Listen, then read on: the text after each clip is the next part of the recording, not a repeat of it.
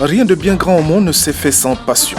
Abba épouse cette pensée philosophique qui l'amène à concevoir avec un groupe d'amis un projet d'invention prototype expérimental biplace GEL 1 équipé d'un moteur de marque Honda. Ils travaillent à la réalisation du chef-d'œuvre depuis 3 ans.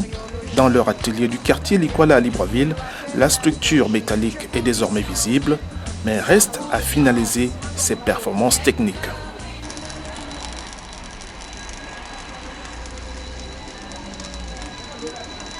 C'est un peu le test qu'on pourra se prononcer. Pour l'instant, on a essayé d'apporter certaines solutions. On verra maintenant ce que les tests vont nous. Le premier test qu'on a eu à effectuer, en fait, l'inquiétude était sur la puissance, le freinage, la stabilité. De ce côté, je pense qu'il n'y a pas de problème. Il se comporte très bien sur la voie. Et également, côté transmission, il y avait quelques défauts, mais qui ont été déjà corrigés. Et les freins, par contre, les freins n'ont aucun problème. Le freinage est tout à fait correct.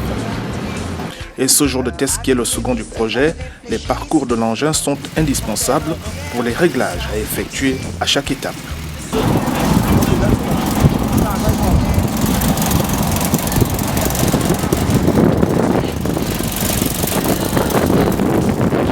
Nous sommes arrivés à un kilométrage de 45, 50, 60. Et hier, par rapport aux déplacements que nous avons apportés sur le moteur, nous avons pu atteindre une vitesse de pointe de 70 à 75 km. 75 on va dire à 75 km/h. Donc c'est ce qu'on peut dire par rapport à la vitesse atteinte. L'engin se comporte très très bien. Au départ, nous avons eu un problème sur la direction. Bon, aujourd'hui, nous n'avons plus ce problème et ce problème déjà. Nous n'avons pas encore réalisé les parcours dans les routes de la qualité, c'est l'objectif. Nous comptons donc faire ce parcours, donc c'est ce qui est prévu pour le test numéro 6. Il faut dire que nous avons pour objectif de faire au moins 700 km en test de roulage, parce que nous allons faire un parcours dans le territoire qui sera de l'ordre de 4000 km. Donc pour l'instant, nous avons totalisé 215 km sur piste bitumée. Donc le prochain test ce sera au niveau de la route de Congo et on pense qu'il y a à peu près une quarantaine de kilomètres qui sera sur ce genre de voie. Une brève description technique du prototype expérimental fait ressortir qu'il est composé d'un moteur arrière transmission par chaîne, d'une suspension avant indépendante, d'une suspension arrière centrale et doté de 2 réservoirs de 15 litres chacun. La disponibilité des machines de l'atelier aura été d'un apport indéniable aux responsables de GEL 1, car c'est ici que le projet prend progressivement forme. Par rapport à son expérience, ses capacités de pouvoir assembler beaucoup de choses, l'atelier apporte du matériel technique, machines, outillage, et à la suite de ça, les usages qui peuvent être faits par rapport à la réalisation. Et lorsque tout cela est réuni, je pense qu'on va dans la phase d'assemblage qui fait en sorte que ce produit-là soit aujourd'hui roulant, visible et apprécié de beaucoup. Le temps de réalisation du projet est d'environ 140 jours, soit environ 5 mois. Abba est parti de rien pour vivre ses premières émotions. Donc on a essayé de composer de pièces d'avion, pièces de voiture et pièces de moto. Donc l'engin en lui-même, il a la forme d'un avion. Ça c'est conduit comme une voiture avec la mécanique de moto. Et à chaque sortie, on essaie d'enregistrer des erreurs que nous corrigeons dans les ateliers. Et ensuite, on refait notre parcours pour être sûr qu'on a pu résoudre le problème. Le projet GEL 1, c'est aussi l'audace d'une vision qui veut que rien ne se perd, rien ne se crée, mais que tout se transforme, comme disait le chimiste et philosophe français Antoine Lavoisier. C'est une thermodynamique discutable, me direz-vous, sauf que le plus important dans le projet de ces jeunes Gabonais réside dans l'avenir qu'ils lui accordent.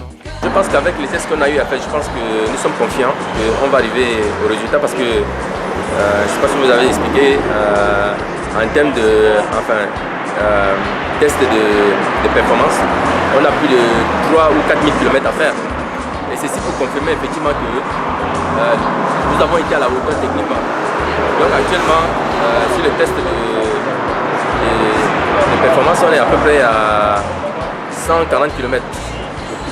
Donc on progresse. Les 40 km actuellement, je peux dire, après les derniers parcours, on n'a pas eu de difficultés techniques. Hein. Donc je pense que ça avance aujourd'hui. Si on a des tests à faire, je pense que Inch'Allah, ça va être encore la même chose. Et avec le temps, on va continuer à multiplier les kilométrages.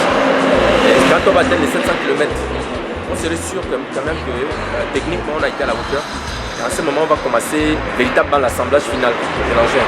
Et après l'assemblage final, l'objectif c'est parcourir à peu près 3000 km à l'intérieur du Gabon, donc une partie dans le sud et une partie dans le nord. Plus jeune sur ces photos, Abba avait d'abord la tête dans les airs. Il rêvait d'être un avionneur professionnel, rêve en partie réalisé puisqu'on le voit ici posant avec son premier vol d'essai dans les années 90. Il compte 42 heures de vol, mais hélas l'aventure du jeune Abba n'a pas pu prospérer faute de moyens. Il a alors redescendu très vite sur terre pour se reconvertir dans l'automobile. L'avion et la voiture c'est différent parce que dans un avion chaque pièce a une durée de vie. Et on n'a pas de moyens, vous avez un problème d'hélice, vous avez un problème de tel instrument, donc j'ai dû arrêter ça et me reconvertir dans l'automobile. Ce qui est beaucoup plus facile parce qu'on peut récupérer des matériaux de gauche à droite. Mais en avion, il faut uniquement utiliser des matériaux avionnés. Vous voyez quoi, à l'aviation civile. Pourquoi se donner tant de mal pour tant d'idées qui ne sont pas soutenues? Suleiman est chargé de la communication du projet, il répond. Ce projet pour dire quoi? Pour montrer à nos frères africains et gabonais d'abord partant qu'il est possible, sous nos latitudes, de pouvoir créer des choses, créer des véhicules, fabriquer des choses qui ne sont en général que l'apanage de l'Occident. Nous sommes dans la capacité de pouvoir faire ce que les autres font. Aujourd'hui, avec le transfert des technologies, les Africains sont capables de fabriquer des véhicules. Nous en sommes tout à fait capables. C'est ça le projet. Le groupe G1 a pourtant été de tous les grands salons d'invention que Libreville a abrité, mais des initiatives spéciales échouent assez souvent devant des contingences spéciales. On avait dans les débuts essayé de nous rapprocher de certaines autorités portées sur la science, certaines autorités du pays qui sont portées sur la science, ils ont ça comme dada, mais malheureusement on a fait chou blanc.